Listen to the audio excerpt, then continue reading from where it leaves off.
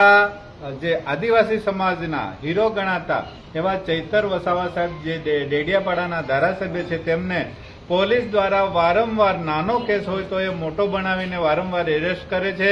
વારંવાર આ ભાજપની સરકારનું સાંભળીને તેઓ સતત મોટા કેસ બનાવે છે. એ કેસો સતત નિર્દોષ નીકળે છે છતાં એ કેસો કર્યા કરે છે અને ધારાસભ્યને હેરાન કર્યા કરે છે. તો અમારી માંગ એ છે.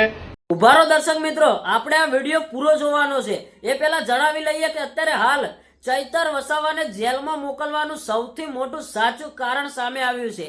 આ ભાઈએ મિત્રો ખુલાસો કરી નાખ્યો છે.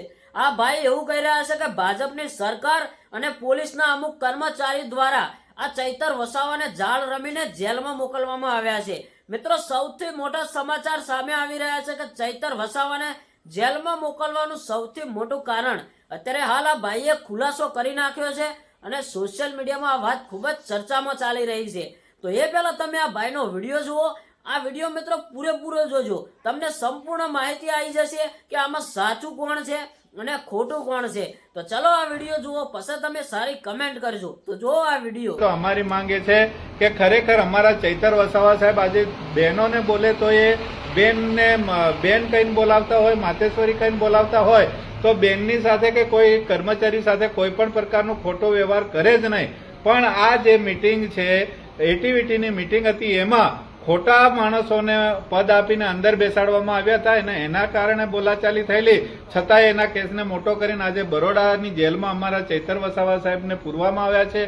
તો અમારી માંગ એ છે કે અમારા ચૈતર વસાવા સાહેબને તાત્કાલિક છૂટા કરે અને જો છૂટા કરવામાં ના આવે તો અમારો દાહોદ જિલ્લાની જે જનતા છે એ ચાલતી બરોડા સુધી પ્રયાણ કરશે અને જે પણ ખાના ખરાબી થાય એ પોલીસની જવાબદારી રહેશે, ગુજરાત સરકારની જવાબદારી રહેશે અને જે પણ નુકસાન થશે એ ભાજપ સરકારનું તો થશે જ, પણ સાથે સાથે એમના ધારાસભ્ય સંસદોને પણ અમે નુકસાન કરીશું, એમના ઘરોનો ઘેરાવો પણ કરીશું. એટલે અમારી આ દાહોદ જિલ્લા વતી સરકારને ચીમકી છે કે તમે સમજી જજો, નહીં તો અમે દરેક સંસદ સભ્ય, ધારાસભ્ય અથવા તો જિલ્લા પંચાયતના સભ્યોના ઘેરનો ઘેરાવો કરવો પડશે અને એમના ઘરે તોડફોડ પણ કરીશું.